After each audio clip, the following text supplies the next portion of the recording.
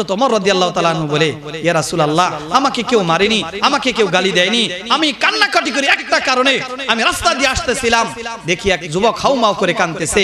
এমন কান্না, তার কান্নার চোটে আমার চোখ দিয়ে ঝরঝর করে পানি পড়তেছে, এজন্য আমি কান্নাকাটি করতেছি। কয় রাসূল সাল্লাল্লাহু আলাইহি ওয়াসাল্লাম জিজ্ঞেস করলেন, ওই যুবক কোথায়? হযরত ওমর রাদিয়াল্লাহু তাআলা বললেন, ওই যুবককে আমি বাইরে দাঁড় করে রেখেছি। রাসূল সাল্লাল্লাহু আলাইহি ওয়াসাল্লাম বললেন, ওই ওমর যাও যাও যাও, ওই যুবককে নিয়ে আসো, দেখি যুবকের কি হয়েছে। রাসূল সাল্লাল্লাহু আলাইহি ওয়াসাল্লাম অর্ডার পাইয়া হঠাৎ ওমর রাদিয়াল্লাহু তাআলা আনহু ওই যুবককে ঘরের ভিতরে ঢুকাইলেন। ঢুকানোর পরে বলতে, যুবক কি হয়েছে তোমার, রাস্তার মধ্যে বসে বসে কান্নাকাটি কেন করো? ওই যুবক বলে, ইয়া রাসূলুল্লাহ, এমন বড় গুনাহ করে ফেলেছি, আমার গুনার মাপ এই দুনিয়ার জমিনে হবে না, এত বড় আমি গুনাহ করে ফেলেছি। রাসূল বললে, কি এমন গুনাহ করেছো তুমি যে আল্লাহ তাআলার রহমতের থেকে বেশি গুনাহ করেছো নাকি? যুবক বলে, ইয়া রাসূলুল্লাহ, আমার মনে হয় আমি আল্লাহ তাআলার দয়ার থেকে বেশি গুনাহ করে ফেলেছি। রাসূল সাল্লাল্লাহু আলাইহি ওয়াসাল্লাম বলে, ও যুবক, তুমি কি আল্লাহ তাআলার আরশের থেকেও বেশি গুনাহ করেছো? যুবক বলে, ইয়া রাসূলুল্লাহ, আমার মনে হয় আমি আল্লাহ তাআলার আরশের থেকেও বেশি গুনাহ করেছি। রাসূল বললে, কেমন কথা বললা, তুমি এত বড় গুনাহ করে ফেলেছো, কি গুনাহ করেছো আমাকে একটু বর্ণনা দাও। হাল কতালতা নাফসা, তুমি কি কাকে খুন করেছো নাকি, তুমি কাকে কতল করেছো কিনা? কয় যুবক বলে, না না, আমি কাকে কতল করি নাই। রাসূল বলে, তাহলে তুমি আল্লাহ তাআলার সাথে শিরক করেছো নাকি? যুবক বলে, না, আমি আল্লাহ তাআলার সাথে শিরক করি নাই। রাসূল সাল্লাল্লাহু আলাইহি ওয়াসাল্লাম বললেন, তুমি কাউকে মারো নাই, আল্লাহ তাআলার সাথে কাউ শিরক করো নাই, তারপরে বলতেছো এত বড় গুনাহ করেছো যে গুনার মাপ দুনিয়ার জমিনে হবে না। ও যুবক, তুমি যদি আমাকে না বলো তাহলে কিভাবে বুঝবো তুমি কি গুনাহ করেছো? ওই যুবক যখন তার গুনার বর্ণনা দিতেছিলেন, শরীরটা থরথর করে কাঁপতেছিল। ইয়া রাসূলুল্লাহ, আমি একটা যুবক সন্তান, আমার পেশা ছিল রিজিকের জন্য, আমার পেশা একটা বেছে নিয়েছিলাম যে মদিনার জমিনের মধ্যে কোন একটা মানুষ যদি দুনিয়া থেকে বিদায় হয়ে যাইতো, যখন তাকে দাফন কাফন করা হইতো, ওই কবরে মাটি সরাইয়া রাতের বেলায় আমি তাদের কাফনের কাপড়গুলা চুরি করে নিয়া বাজারে বিক্রি করে আমার জীবিকা আমি আহরণ করতাম। রাসূল সাল্লাল্লাহু আলাইহি ওয়াসাল্লাম বললেন যে তারপরে কি হয়েছে বলো। তিনি বলতেছেন, ৩-৪ দিন আগের ঘটনা, মদিনার জমিনে তিনি দুনিয়া থেকে বিদায় হয়ে গেছেন। প্রতিদিনের ন্যায় তাকে সেখানে কবরস্থ করা হয়েছে। আমার কানে যখন খবর আসলো, আমি রাতের বেলায় সমস্ত মানুষদের চোখকে ফাঁকি দিয়ে আমি সেখানে চলে গেলাম। যাওয়ার পরে আমি কবর থেকে মাটিটা সরাইলাম, সরানোর পরে দেখি সেখানে 5টা কাফনের কাপড় রাখা আছে। আমি ওই মেয়েটাকে উলঙ্গ করে ফেললাম, করার পরে আমি 5টা কাপড় নিয়ে বাড়ির দিকে রওনা হয়ে গেলাম। রাসূল সাল্লাল্লাহু আলাইহি ওয়াসাল্লাম বললেন, তারপরে কি হয়েছে তাড়াতাড়ি বলো। যুবক বলে, ইয়া রাসূলুল্লাহ, তারপরে এমন এক কাহিনী, যখন আমি কাফনের কাপড়টা নিয়ে বাড়ির দিকে রওনা হইলাম, হওয়ার পরে শয়তান আমার ঘরের মধ্যে সোয়ার করলো, হে বান্দারে, তুই শুধু 5 টুকটা কাপড় নিয়ে তুই তৃপ্তি হয়ে গেলি, একবারও দেখলি না কবরের মধ্যে যে একটা সুশ্রী মহিলা আছে, তুই একটু টর্চ লাগায় দেখলি না কত সুন্দর মহিলা, ইচ্ছা করলে তুই তার সাথে জিনা কাজ করতে পারো, ইচ্ছা করলে আজকে তুমি পরিতৃপ্তি হতে পারো, একটু টর্চটা লাগায়া দেখ, ওই কবরের মধ্যে এমন সুন্দরী মহিলাকে দাফন করা হয়েছে, ইচ্ছা করলে আজকে তুমি তাকে ভোগ করতে পারবা। ওই যুবক শয়তানে পরচনায় পড়ে গেল। পড়ার পরে লাইটটা যখন কবরের মধ্যে মারছে, দেখছে এমন সুন্দরী মহিলা আর দুনিয়ার মধ্যে নাই। তিনি ওই কবরের মধ্যে নেমে গেছেন, যাওয়ার পরে তার সাথে জিনার কাজ করেছেন। বলতেছি, ইয়া রাসূলুল্লাহ, এই জিনার কাজ আমি করার পর যখন আমি পরিতৃপ্ত হয়ে গেলাম, তখন আমি ওই কাফনের কাপড়টা নিয়ে যখন বাড়ির দিকে রওনা হইলাম, তখন কে যেন আমাকে কবর থেকে ডেকে ডেকে বলে, ওরে আল্লাহর বান্দা, এ কি কাজ করলি, আমাকে আজকে নাপাক বানায়া দিলি, এতগুলো কবরের বাসিন্দার মধ্যে আমাকে অপবিত্র বানায়া দিলি, কাল কিয়ামতের ময়দানে আল্লাহ রাব্বুল আলামিনের সামনে আমি অপবিত্র অবস্থায় উঠবো, এমন ব্যবস্থা করে দিলি। যখন এই কবর থেকে আওয়াজ আসতেছিল, আমার কানের মধ্যে আওয়াজগুলো আসতেছে, তখন থেকে নিয়ে এখন পর্যন্ত বাড়ির মধ্যে যাই নাই, কান্নাকাটি করতে যে, হায় রে কি অপরাধ করেছি, কিভাবে ক্ষমা পাওয়া যায়, এই গুনার কোনো ক্ষমা হবে না, এজন্য রাস্তার মধ্যে বসে বসে আমি কান্নাকাটি করতেছি। এই কথা শোনার পরে রাসূল সাল্লাল্লাহু আলাইহি ওয়াসাল্লাম বলে, ও যুবক, তুমি যে পরিমাণ গুনাহ করেছো এই গুনাহটা বড় সাংঘাতিক, বড় কঠিন গুনাহ তুমি করে ফেলেছো। এই কথা বলার পরে যুবক চিন্তা করছে, আরে রাসূল যেহেতু বলছে এই গুনাহটা বড় সাংঘাতিক, তাহলে তো রাসূল আমার প্রতি নারাজ, এখানে থাকা যাবে না। আমার হকে যদি আল্লাহ তাআলার কাছে কোনো কথা বলে দেয়, আল্লাহ যদি কবুল করে নেয়, তাহলে তো আমাকে আমার জাহান্নাম ছাড়ার কোনো রাস্তা থাকবে না, এজন্য এখানে আমার থাকা যাবে না। যুবক দৌড় দিয়ে তিনি বাড়ি হয়ে গেছেন, পাহাড়ের সর্বোচ্চ চূড়ার মধ্যে উঠেছেন, সেখানে উঠে আল্লাহর কাছে কাঁদতেছেন। সেখানে উঠে আল্লাহর কাছে কাঁদতেছে, আল্লাহ আমি এত বড় গুনাহ করেছি, আমি জানি এই গুনাহ ক্ষমার উপযুক্ত নয়, কিন্তু আল্লাহ দেখো কত উপরে উঠে পড়েছি, এর থেকে বড় পাহাড়ও যদি থাকতো তাহলে আমি তোমার দরবারে পাহাড় বেয়ে উঠে যেতাম, আল্লাহ তুমি আমাকে মাফ করে দাও। কান্নাকাটি করতেছে। এইভাবে একদিন যায়, 2 দিন যায়, 3 দিন যায়, 1 সপ্তাহ পার হয়ে যায়, 2 সপ্তাহ পার হয়ে যায়, 1 মাস পার হয়ে যায়, 40 দিনের মাথায় রাসূলের দরবারে জিবরাইল আলাইহিস সালাম আগমন করেছে। জোরে বলেন সুবহানাল্লাহ। এই জিবরাইল আসার পরে বলতেছে, ইয়া রাসূলুল্লাহ, আল্লাহর পক্ষ থেকে আপনাকে সালাম, আর আল্লাহ তাআলা আপনাকে 3টা প্রশ্ন করেছে, এই 3টা প্রশ্নের উত্তর আপনি দিবেন। জিবরাইল আলাইহিস সালাম বললেন, বলার পরে রাসূল সাল্লাল্লাহু আলাইহি ওয়াসাল্লাম বলে, ও জিবরাইল, আমি আল্লাহ তাআলা সালাম গ্রহণ করলাম, এবার বলো কোন 3টা প্রশ্ন করেছে। জিবরাইল আলাইহিস সালাম বললেন, ইয়া রাসূলুল্লাহ, ইয়া হাবিবাল্লাহ, আল্লাহ তাআলা জিজ্ঞাসা করেছেন এই দুনিয়ার মধ্যে সমস্ত সৃষ্টি জগৎ আপনি বানাইছেন নাকি আমার আল্লাহ বানাইছে? রাসূল সাল্লাল্লাহু আলাইহি ওয়াসাল্লাম বললেন, ও জিবরাইল, কেমন প্রশ্ন করলা? এই দুনিয়ার জমিন তো আল্লাহ তাআলাই বানাইছে, আমাকে তো আমার আল্লাহ তাআলা বানাইছে। জিবরাইল আলাইহিস সালাম 2 নাম্বার প্রশ্ন করলেন, ইয়া রাসূলুল্লাহ, ইয়া হাবিবাল্লাহ, বলেন এই দুনিয়ার মধ্যে যত মাখলুক আছে এই মাখলুকের খাবারের দায়িত্ব আপনি দেন, খাবার আপনি গ্রহণ প্রদান করেন নাকি আমার আল্লাহ প্রদান করে? রাসূল বলে, ও জিবরাইল, কি কেমন কথা বললা তুমি? এই খাবার তো আমার আল্লাহ তাআলা দেয়, আমাকেও তো আমার আল্লাহ তাআলাই খাওয়ায়।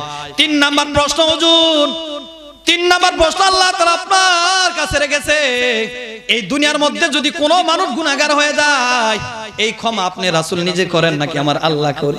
রাসূল কেন্দে কেন্দে বলে, জিবরাইল, কেমন প্রশ্ন করলা?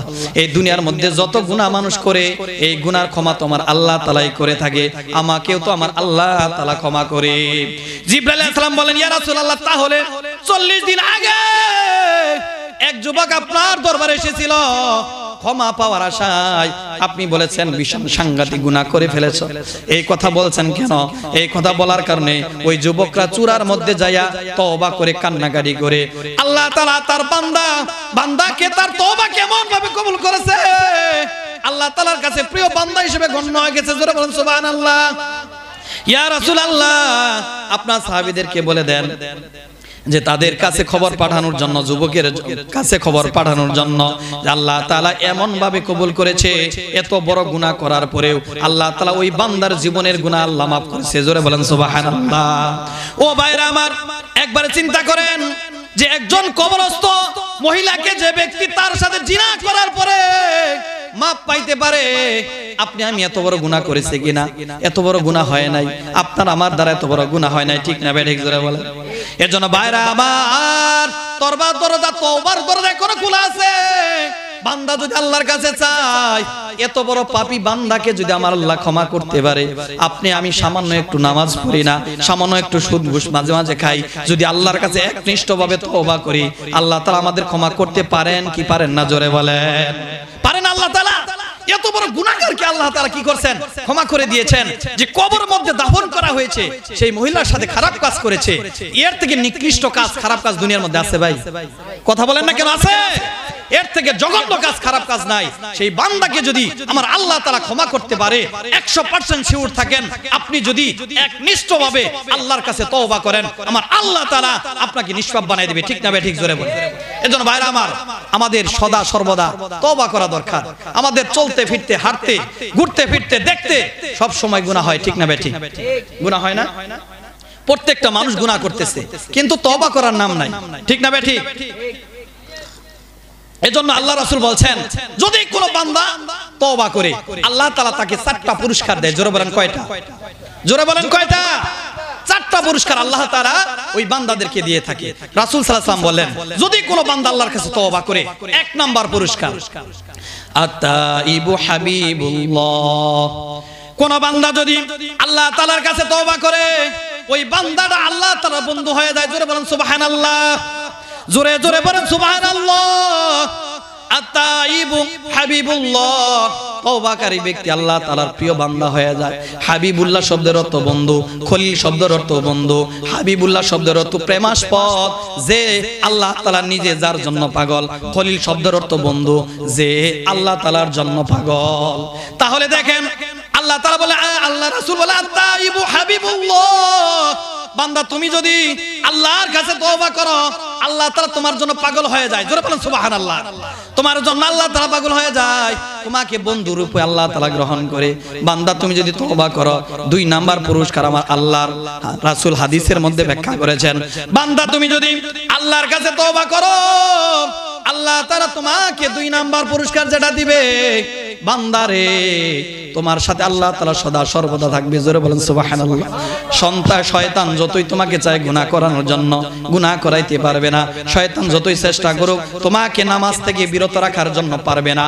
আল্লাহ তাআলা বলেন, ইন্না ইবাদি লাইসা আলাইহিম সুলতান, আমি আল্লাহ তোমার সাথে থাকবো, শয়তান তোমাকে বিচ্যুতি করতে পারবে না। জোরে বলেন সুবহানাল্লাহ।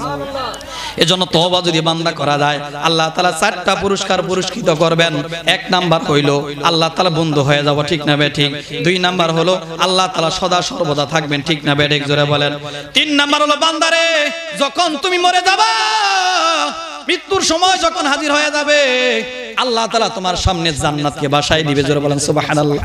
তুমি জান্নাত দেখতে দেখতে তুমি দুনিয়া থেকে বিদায় হবা। জোরে জোরে বলেন সুবহানাল্লাহ। ও ভাইরা আমার, তাহলে তওবা করার দরকার আছে না নাই? ও ভাইরা আমার, তওবার সুযোগ কিন্তু মৃত্যুর আগ পর্যন্ত, কিন্তু যখন মৃত্যুর আলামতটা প্রকাশ পেয়ে যাবে, তখন কিন্তু আল্লাহ তাআলা তওবা কবুল করবে না, তখন কিন্তু তওবা কবুল হবে না। আমরা তো মনে করি, হায় রে, আমাদের জীবন তো আছে অনেক, আমাদের হায়াত তো অনেক আছে, মরার আগে একবার তওবা করব, ঠিক না ঠিক? এরকম নিয়ত করি না যে দাড়িটা একটু পাকুক, এখন কাঁচা আছে, দাড়িটা একটু যদি সাদা হয়ে যায়, তারপরে শেষ বয়সে কাজকর্ম থাকবে না, মনে প্রাণে ইবাদত করব, ঠিক না ঠিক? অথচ একটা কোন মানুষ দুনিয়ার মধ্যে চিরদিন কবে মারা যাবে, এটা কি কোনো মানুষ বলতে পারবে? জোরে বলেন, বলতে পারবে? এটা বলা কোনো মানুষের পক্ষে সম্ভব নয়। এজন্য বলছেন যে মৃত্যুর আগ পর্যন্ত তোমার তওবার দরজা খোলা।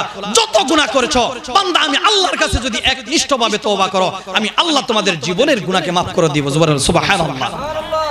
তাহলে মৃত্যুর আগ পর্যন্ত। কিন্তু একটা বিষয় এখানে জানার হলো যে যখন আপনার মৃত্যু নিশ্চিত যে এখনই মৃত্যু হয়ে যাবে, মৃত্যুর গড়গড় সৃষ্টি হয়ে যাবে, তখন কিন্তু আল্লাহ তাআলা তওবার দরজাটা বন্ধ করে দেয়। তিরমিজি শরীফের হাদিস, আল্লাহ রাসূল হাদিসের মধ্যে বলেন, ইন্নাল্লাহা আযজা ওয়া জাল্লা ইয়াকবালু তাওবাতাল আবদি মা লাম ইউগারগির। রাসূল সাল্লাল্লাহু আলাইহি ওয়াসাল্লাম হাদিসের মধ্যে বলেন, নিশ্চয় আল্লাহ উস্তাগত না হওয়া পর্যন্ত তোমার জন্য তওবার দরজা খোলা আছে। আল্লাহ তাআলা তোমার তওবাকে কবুল করবেন। যখন তোমার মৃত্যুর আলামত প্রকাশ পেয়ে যাবে, তখন যতই তওবা করো, আমার আল্লাহ তাআলা তোমার তওবাকে কবুল করবে না, ঠিক না ঠিক? জোরে বলেন।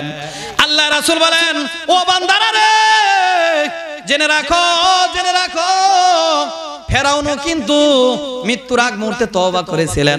ফেরাউন যখন পানির মধ্যে নিমজ্জিত হয়েছিলেন, তখন আল্লাহ তাআলার কাছে সূরা ইউনূসের 90 নম্বর আয়াত আল্লাহ তাআলা ঘোষণা করে দিয়েছিলেন। আল্লাহ তাআলা ঘোষণা করেছেন, ফেরাউন যখন পানির মধ্যে ডুবে মারা যাচ্ছে, আল্লাহ তাআলার কাছে বলছিলেন, আন্নাহু লা ইলাহা ইল্লাল্লাযী আমানাত বানু ইসরাঈল ওয়া আনা মিনাল মুসলিমিন। আল্লাহ, আমি সাক্ষ্য দিলাম তুমি ছাড়া কোনো উপাসনা নাই, আমি বনি ইসরাঈলদের অনুগত স্বীকার করছি, ওয়া আনা মিনাল মুসলিমিন, আমি অনুগতদের মধ্যে একজন। কে বলেছিল বলেন তো কথাটা? ফেরাউন বলেছিল যে আল্লাহ, আমি বিশ্বাস করে নিলাম, আমি তো এখন মরে যাচ্ছি, আল্লাহ তুমি ছাড়া কোনো উপাসনা নাই, আল্লাহ তুমি আমাকে মাফ করে দাও, আমি বনি ইসরাঈল যে পথে চলেছে সেই পথে আমি চলবো, আমি অনুগতদের একজন। এই কথা বলেছিল কখন? যখন মরে যাবে। ভালো করে ঘটনাটা শুনেন, যখন মরে যাবে। আল্লাহ তাআলা সূরা ইউনূসের 91 নম্বর আয়াতের মধ্যে তারপরে তাকে এই তার কথার জবাবটা আল্লাহ তাআলা দিয়ে দিয়েছেন। আল্লাহ তাআলা বলেন, আল-আনা ওয়া ক্বাদ আসাইতা ক্বাবলু ওয়া কুনতা মিনাল মুফসিদিন। আল্লাহ তাআলা ফেরাউনকে বলেছিলেন, ও ফেরাউন, তুমি যখন দুনিয়ার মধ্যে বেঁচে ছিলা তখন বড়ই অহংকার দেখিয়েছ, এখন মৃত্যুর সময় এসেছে, এখন তওবা করার জন্য বলো, এখন তওবার কথা বলো। তোমার গর্দান তো তখন নিচের দিকে নামে নাই, তুমি খোদা দাবি করেছিলা, তুমি মানুষদেরকে রিজিক বন্টন করেছো, রিজিকের ঠিকাদার ছিলা, আজকে তুমি এখন পানিতে ভরে তুমি নিমজ্জিত হয়ে মারা যাবা, এখন তুমি আমার কাছে তওবার কথা বলো, আমি আল্লাহ তোমার তওবাকে কবুল করব না। ও বান্দারা রে, মৃত্যুর আগ মুহূর্ত পর্যন্ত আল্লাহ তাআলা বান্দার তওবা কবুল করে, ঠিক না বেঠিক জোরে বলেন? যখন মৃত্যুর আলামতটা প্রকাশ পেয়ে যাবে, আল্লাহর কসম করে বলি, তখন কিন্তু আমার আল্লাহ তওবা কবুল করবেন না, ঠিক না বেঠিক জোরে বলেন? বলেন দেখি ভাই, মৃত্যুর যখন আলামত প্রকাশ পেয়ে যাবে যে এখনই আমার নিশ্চিত মৃত্যু, তখন কি আল্লাহ তাআলা আপনার তওবা কবুল করবে? আল্লাহ তাআলা এর জন্য বলে দিয়েছেন, বান্দারা তোমরা মৃত্যু হওয়ার আগে, মৃত্যুর আলামত প্রকাশ পাওয়ার আগেই আমি আল্লাহর কাছে একনিষ্ঠভাবে তওবা করো, আমি আল্লাহ তোমাদের তওবাকে কবুল করে নিয়ে তোমাদের জীবনের গুনাহ আমি মাফ করে দেব। জোরে বলেন সুবহানাল্লাহ। মানসুর ইবনে আম্মার তিনি বলেন, আমার একটা বন্ধু ছিল বড় দিনদার, এমন কোন পাপ কাজ নাই সে করে নাই, এমন কোন ডাকাতির কাজ যে আছে না আছে যে করে নাই, সমস্ত গুনার কাজ করেছে, জিনার কাজ করেছে, ব্যভিচারিণী করেছে, এমন কোন গুনাহ নাই যে গুনার কাজটা তিনি করে নাই, কিন্তু তার সাথে বেশ কয়েকদিন যাবত আমার যোগাযোগ নাই। মানসুর ইবনে আম্বার বলে, আমার বন্ধুকে আমি দেখার জন্য তার বাড়িতে চলে গেলাম, যাওয়ার পরে গেটের মধ্যে টোকা দিলাম, টোকা দেওয়ার পরে ওই গেট থেকে এক মেয়ে বের হয়ে আসলো, তাকে জিজ্ঞেস করলাম, এই বাড়িটা আমার বন্ধুর, তুমি আমার বন্ধুর কি লাগো? তখন ওই মেয়েটা বলে, আমার বাবা, আমার বাবার বাড়ি এইটা, এটা আমাদের বাড়ি, আপনি কে? সে বলো, আমি আমার বন্ধু, তোমার বাপের বন্ধু আমি। তাড়াতাড়ি ঘরের ভিতরে ঢোকেন, সাথে সাথে তিনি উঠানের মধ্যে ঢুকায় দিলেন। এই ঘরের ভিতরে যখন ঢুকলো, ঢুকার পরে দেখলো ওই মানসুর ইবনে আম্বারের বন্ধু যে যাকে দেখার জন্য গেছে, সে ব্যক্তি উঠানের মধ্যে অজ্ঞান হয়ে বসে আছে, অজ্ঞান হয়ে মাটির মধ্যে শুয়ে আছে। ওই মানসুর ইবনে আম্মার বলে, বন্ধু রে, কি হয়েছে তোমার, কি হয়েছে তোমার, তুমি উঠানের মধ্যে এমন করে বসে আছো, কারণটা কি জানতে চাই। সে কোনো কথা বলতে পারে না, মৃত্যুর সময় এসে গেছে, কোনো কথা বলতে পারে না। তিনি বলতেছেন, ভাই তুমি এইভাবে উঠানের মধ্যে বসা কেন? তখন তার পরিবার পরিজন লোকরা বলতেছে যে আমার বাবা এমন অবস্থা যে এমন গুনার কাজ করেছে, বারবার তওবা করেছে, আবার গুনার কাজ করেছে, বারবার তওবা করেছে, আবার গুনার কাজ করেছে, এজন্য আজকে এই পরিণতি। তখন সে আস্তে আস্তে তার বন্ধুর কাছে গেছে, যাওয়ার পরে বলে, বন্ধু তোমার এই অবস্থা কেন? তুমি লা ইলাহা ইল্লাল্লাহ বেশি বেশি পড়তে থাকো।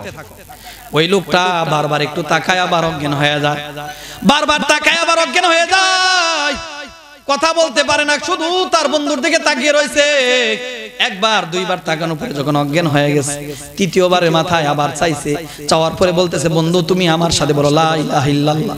ওই বন্ধু বলে, ভাই আমি কথা বলতে পারতেছি না, ওই কালেমার মধ্যে আর আমার মধ্যে একটা বেড়া জমিয়ে দিছে, আমি ইচ্ছা করলেও কালেমাটা পড়তে পারি না।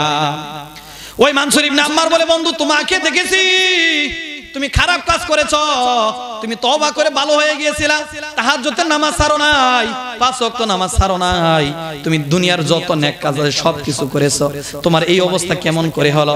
ওই লোকটা বিবরণ দেয়, বাইরে আমি যতগুলো কাজ করেছি মানুষকে দেখানোর জন্য, ইবাদত করছি মানুষকে দেখানোর জন্য, নামাজ পড়ছি মানুষকে দেখানোর জন্য, এইভাবে যখন আমি নামাজ থেকে ফারেক হয়ে আসছি, ঘরের ভিতরে ঢুকে মদ খাইতাম, গাঁজা খাইতাম, বিভিন্ন ধরনের অপকর্মের মধ্যে লিপ্ত থাকতাম।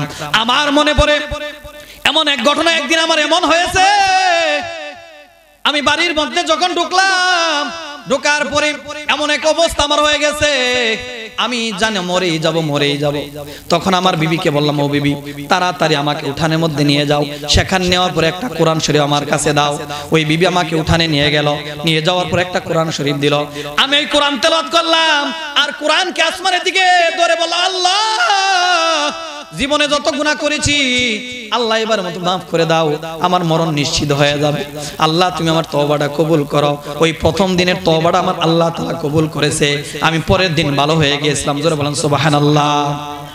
ওই তারপরে কিছুদিন আমি ভালো থাকলাম, থাকার পরে আবার শয়তানের প্ররোচনায় পড়লাম, শয়তানের প্ররোচনায় পড়ার পর গুনার মধ্যে লিপ্ত হয়ে গেলাম, গুনাহ করতে করতে আমি আবার অসুস্থ হয়ে গেলাম।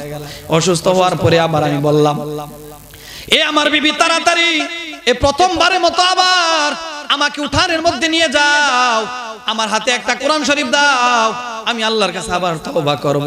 মানসুর ইবনে আম্মার বলে যে ওই বান্দা আমার বন্ধুরা দ্বিতীয়বার আবার উঠানের মধ্যে গেল, যাওয়ার পরে কোরআন শরীফটা হাতে নিয়ে কোরআন শরীফ তেলাওয়াত করার পরে আসমানে দিয়ে কোরআনটা ধইরা আল্লাহর কাছে বলে, আল্লাহ প্রথমবার আমি তওবা করেছিলাম, পরবর্তীতে শয়তানে প্ররোচনায় পড়ে গুনাহ করে ফেলেছি, আল্লাহ দ্বিতীয়বার তুমি আমাকে এইবার maaf করে দাও, আর কোনোদিন গুনাহ করব না।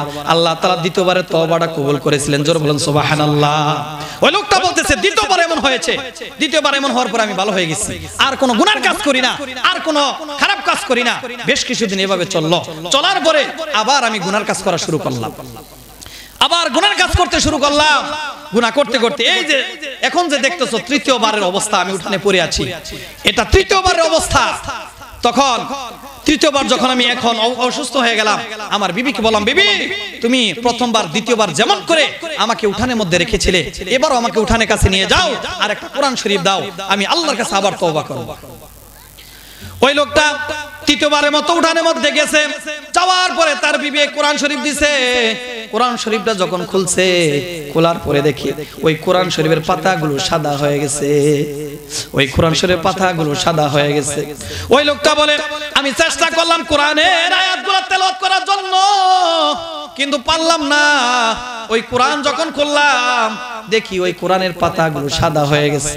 আমি বুঝতে পারলাম বারবার তওবা করেছি, বঙ্গ করেছি, বারবার আল্লাহর কাছে আমি ওয়াদা করেছি আর গুনাহ করব না। আল্লাহ তাআলা আমার প্রতি রাগান্বিত হয়ে গেছেন, হয়তো আমার মরণের সময় হয়ে গেছে, এজন্য আমার তওবা আমার আল্লাহ তাআলা কবুল করবে না।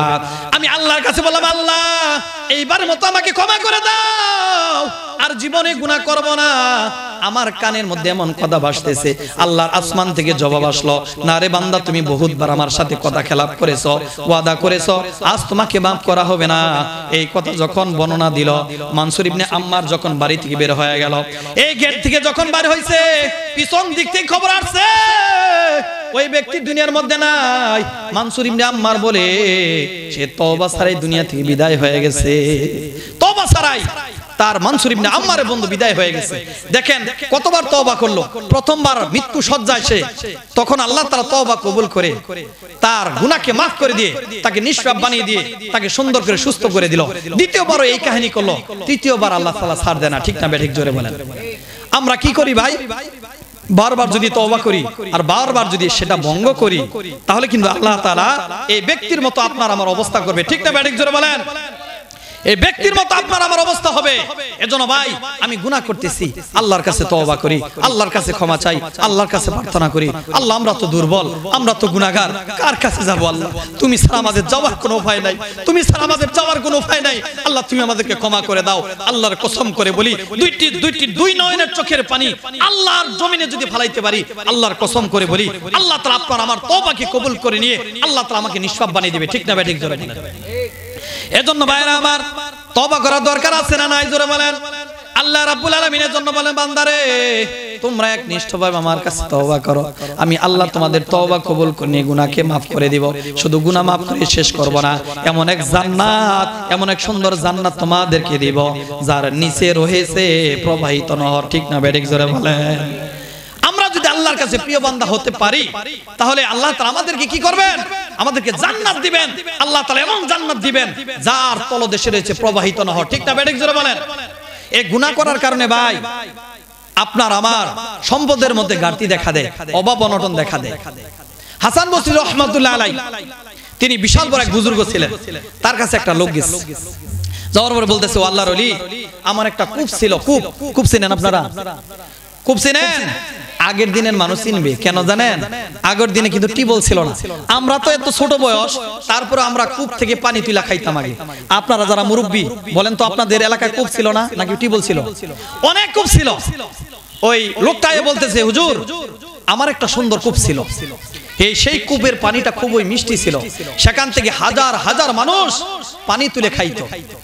কিন্তু হঠাৎ করে দেখি কুয়ার মধ্যে পানি পাওয়া যায় না, কুয়ার তলদেশে পানি নাই, কুয়া থেকে পানি নিঃশেষ হয়ে গেছে। এখন কি করতে পারি? কি করলে পানি ফেরত আসবে?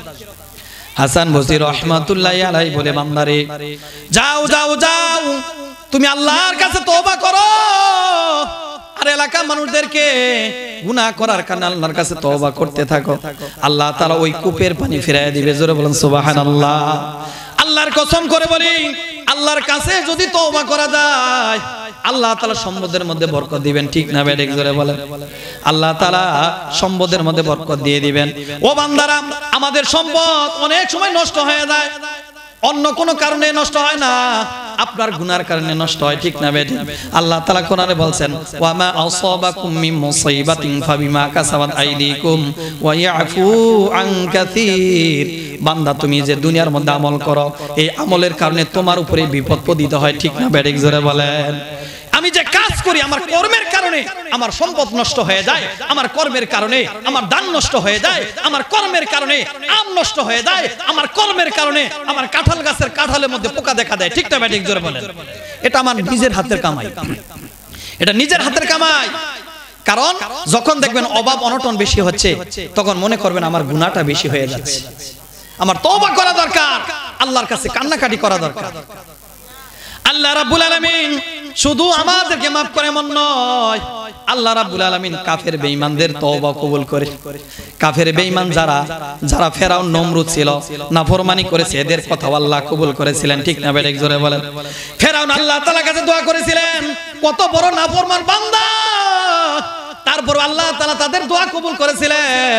আল্লাহর কাছে রাত হলে কান্দাকাটি করত, আল্লাহ দুনিয়ার বাদশাহী চাই। ফেরাউন বলতো, আল্লাহ দুনিয়ার বাদশাহী চাই। আল্লাহ তাআলা বলল, ঠিক আছে ফেরাউন, তোকে দুনিয়ার বাদশাহী দিয়ে দিলাম, পরকালে তোর জন্য জিরু।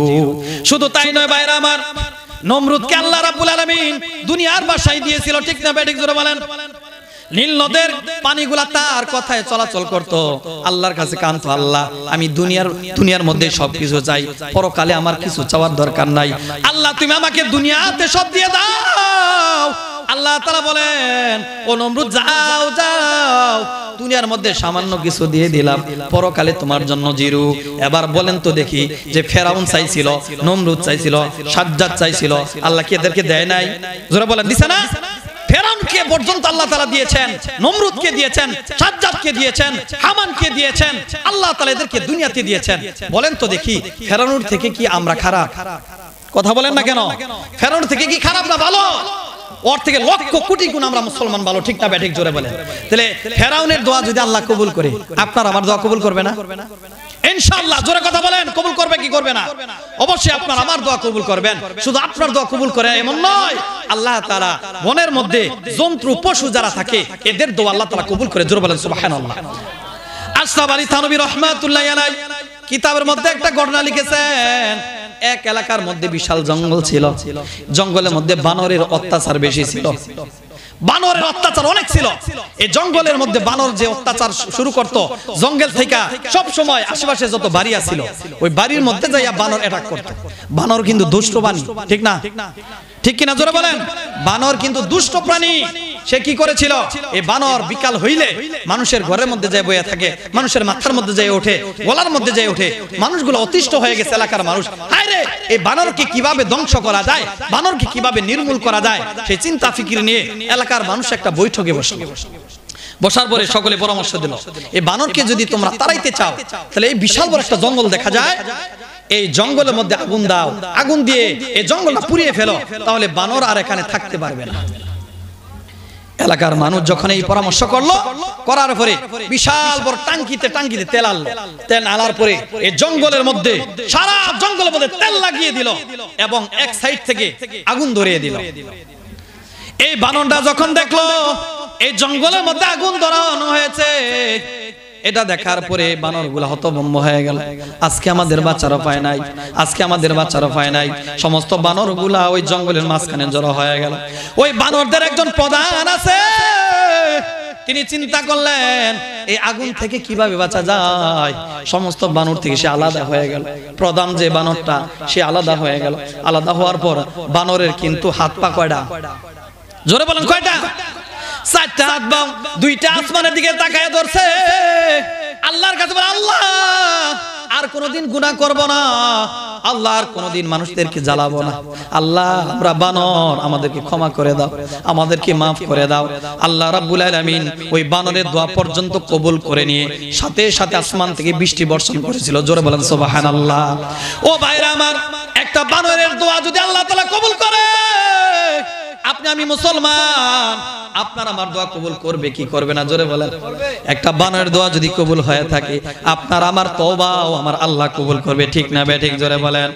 ওই এলাকার লোকজনগুলা চিন্তা করলো, হায় রে, এই বানরকে নির্মূল করার জন্য আগুন ধরাইলাম, দেখি বানরগুলা আল্লাহ তাআলার দিকে তারটা দুই পা উঠাইয়া কান্নাকাটি করে আল্লাহ তাআলার সাথে সাথে বৃষ্টি বর্ষণ করে দিয়েছে। তাহলে এই বানরকে মারার দরকার নাই, এই জঙ্গলে আর যাওয়ার দরকার নাই। ওই যতদিন পর্যন্ত ওই বানরগুলা জঙ্গলের মধ্যে ছিল, আর কোনোদিন মানুষদেরকে অতিষ্ঠ করে নাই। আল্লাহর কাছে খাস দিলে তওবা করে তারা সঠিক হয়ে গিয়েছিল, ঠিক না বেঠিক? জোরে বলে। বানর পর্যন্ত তওবা করে ঠিক হয়ে যায়, আর আমরা মানুষ হওয়ার পরে তওবা করার পরে ঠিক হই না। চিন্তা করে দেখেন কতটুকু মনুষ্যত্বহীন আমরা মানুষ, যে আমরা কত গুনাহ করেছি। আমাদের উচিত হলো যে আমরা আল্লাহর কাছে কি করব? একনিষ্ঠভাবে তওবা করব, আমাদের গুনাহের জন্য আল্লাহর কাছে কান্নাকাটি করব। কিন্তু আমরা এটা করতে চাই না, ঠিক না বেঠিক? জোরে বলেন। এটা আমরা করতে চাই না। আমরা হতভাগা, আমরা দুর্ভাগ্য মুসলমান। আমাদের উচিত হলো প্রত্যেকটা মিনিটে সেকেন্ডে আমাদের চিন্তা করা উচিত, হায়রে আমি যে গুনাহ করেছি, আল্লাহ আমার গুনাহকে মাফ করবে কিনা। এই পেরেশানিতে থাকা দরকার ছিল, ঠিক না বেঠিক? জোরে বলেন। কিন্তু ভাইরা আমার, আমাদের টেনশন নাই, আমাদের চিন্তা শুধু দুনিয়া দুনিয়া। একজন একতলা বানাইছে, আমি কিভাবে দুতলা বানাবো, ঠিক না বেঠিক? জোরে বলেন।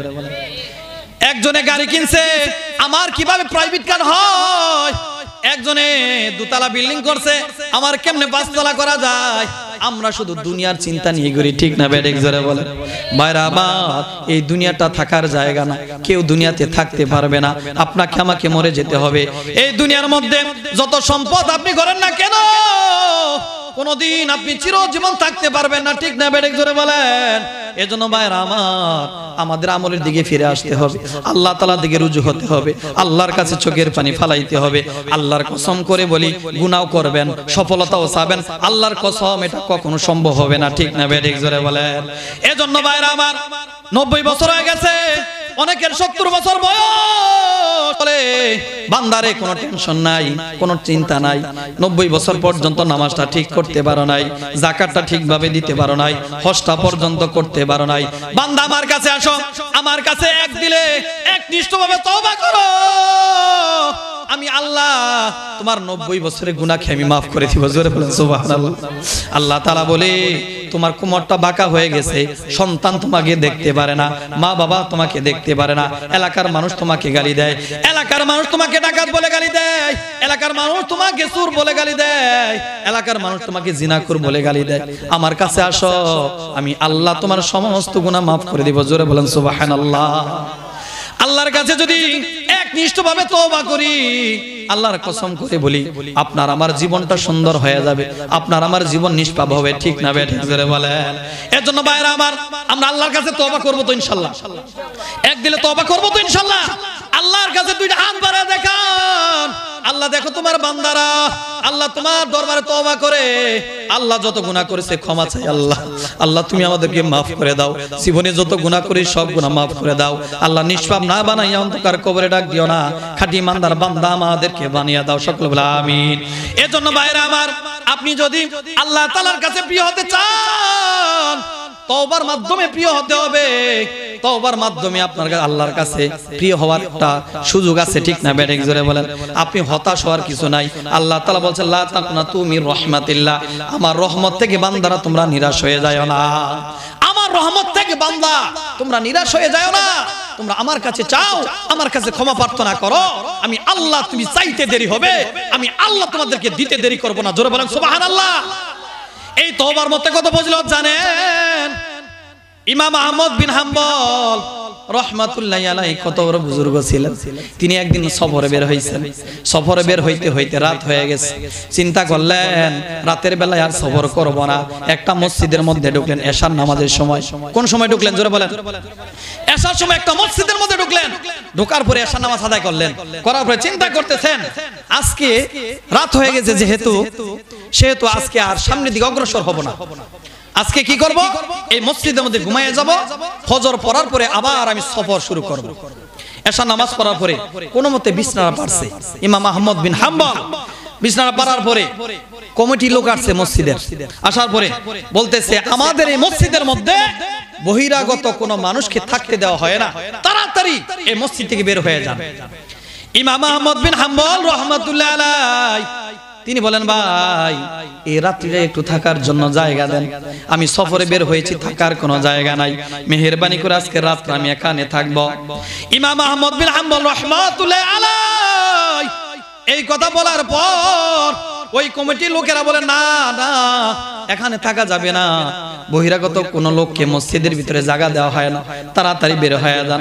ওই ইমাম আহমদ বিন হাম্বল রাহমাতুল্লাহি আলাইহি তার গাট্টি গুট্টা লিয়া তিনি মসজিদ থেকে বের হয়ে গেলেন। চিন্তা করলেন আমি কোথায় যাব, কোথায় যাব, দেখি কোন রাস্তার মধ্যে কোন দোকান পাওয়া যায় কিনা, সেই দোকানের মধ্যে আমি একটু বসে আমি সারা রাত কাটাইয়া দিব। তিনি যাইতে যাইতে যাইতে যাইতে রাস্তার মধ্যে একটা দোকান পাইছেন, পাওয়ার পরে দেখে ওই দোকানের মধ্যে এক যুবক সুন্দর করে রুটি ভাজতেছে। দেখেন না বিভিন্ন বিভিন্ন জায়গায় দেখেন না যে রাস্তার মধ্যে অনেক দোকান পাওয়া যায় না, হোটেল, যে রুটি বানানোর জন্য, ওই রাতের বেলা এরকম করে তিনি চিন্তা করলেন তাহলে তো আমার ভালোই হইল, এই দোকানের মধ্যে আমি সারা রাত কাটাইয়া দিব। যেহেতু আগুন জ্বালিয়েছে, আগে তো লাকড়ির ব্যবস্থা ছিল, এখন সেন গ্যাসের ব্যবস্থা হয়েছে, আগে কিন্তু লাকড়ি দিয়ে তারা চুলার মধ্যে আগুন ধরাইতো, ঠিক না বেঠিক? আপনারা কি দিয়ে ধরাইতেন? লাকড়ি দিয়ে না? ওই যুগে লাকড়ির ব্যবস্থা ছিল। দেখেন লাকড়ি দিয়ে যখন আপনি চুলাটা জ্বালাবেন তখন ওই লাকড়ির আগুনটা কিন্তু একটু বিস্তার হয় বেশি, মানে হাইশাল যে চুলা, চুলার আশেপাশে এটা সরাইয়া যায়। এই ইমাম আহমদ বিন হাম্বল রাহমাতুল্লাহ আলাইহি তিনি চিন্তা করলেন যাই হোক আজকে তো আমার যাওয়ার কোনো রাস্তা নাই, তাহলে এই আলো দেখে দেখে সারা রাত কোরআন পড়ে আমি আজকে সারা রাত কাটাই দিব। জোরে বলেন সুবহানাল্লাহ। ইমাম আহমদ বিন হাম্বল রাহমাতুল্লাহ আলাইহি তিনি দোকানের মধ্যে গেলেন, যাওয়ার পরে যুবককে বললেন ভাই তুমি তো এখানে দোকান দিয়েছো, আমি চাচ্ছিলাম তোমার এই চুলার আগুন দেখে দেখে আমি এখানে সারা রাত কোরআন শরীফ পড়বো, তুমি কি আমাকে অনুমতি দিবে? ওই যুবক বলে কি বলেন আপনি, অনুমতি দেব না কেন, এমন একটা লোক আমার কাছে এসেছে, এটা তো আমার সৌভাগ্য, আপনি সারা রাত এখানে বসে বসে কোরআন তেলাওয়াত করেন, আমার কোনো অসুবিধা নাই। জোরে বলেন সুবহানাল্লাহ। ইমাম আহমদ বিন হাম্বল রাহমাতুল্লাহ আলাইহি তিনি কোরআনটা পড়ে সেখানে কোরআনটা খুলে ওই আলো দ্বারা তিনি কোরআন পড়া শুরু করলেন। জোরে বলেন সুবহানাল্লাহ। তিনি একটা আশ্চর্য জিনিস দেখতে পেলেন, যে যুবক দোকান দিয়েছে, যুবক যখন ওই রুটিটা বানাইতে শুরু করে বলে আস্তাগফিরুল্লাহ, যখন রুটিটা মেলায় বলে আস্তাগফিরুল্লাহ, ওই রুটিটা যখন তাওয়ার মধ্যে দেয় বলে আস্তাগফিরুল্লাহ, ওই যখন তাওয়া থেকে রুটিটা উল্টায়া দেয় আবার বলে আস্তাগফিরুল্লাহ, আবার যখন রুটিটা ওই কাস্টমারের কাছে দেয় বলে আস্তাগফিরুল্লাহ, কাস্টমার যখন টাকা দেয় তার হাতে বলে আস্তাগফিরুল্লাহ, ওই টাকাটা যখন কেশের মধ্যে রাখে বলে আস্তাগফিরুল্লাহ। ওই ইমাম আহমদ বিন হাম্বল রাহমাতুল্লাহ আলাইহি এই যুবককে প্রশ্ন করলো, যুবক কি ব্যাপার, তুমি রুটি খোলায় দাও বলে আস্তাগফিরুল্লাহ, রুটি কাস্টমারকে দাও আস্তাগফিরুল্লাহ, টাকা নাও তাও বলে আস্তাগফিরুল্লাহ, তুমি টাকা কেশের মধ্যে রাখো তারপরে বলে আস্তাগফিরুল্লাহ, কি ব্যাপার, কি ব্যাপার, বারবার বারবার বারবার কেন তুমি আরে বারবার আস্তাগফিরুল্লাহ বলো? ওই যুবক বলে ও আমার ভাই, আমি এর যে বরকত পেয়েছি, এই তওবার যে বরকত পেয়েছি, আমাকে আল্লাহ তাআলা এই আস্তাগফিরুল্লাহ বলার কারণে এমন বানায় দিয়েছে, মুস্তাজাবুদ দাওয়া বানায় দিয়েছে, আমি দোয়া করতে দেরি হয় আল্লাহ তাআলা কবুল করতে দেরি হয় না। জোরে বলেন সুবহানাল্লাহ।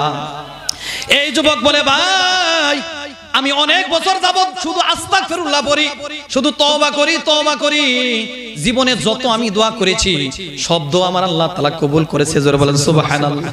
ভাইরা আমার, এই যুবক সন্তানের তওবা যদি কবুল হয়, আস্তাগফিরুল্লাহ যদি কবুল হয়, আপনার আমার তওবা কি আস্তাগফিরুল্লাহ কবুল হবে কি হবে না? জোরে বলেন।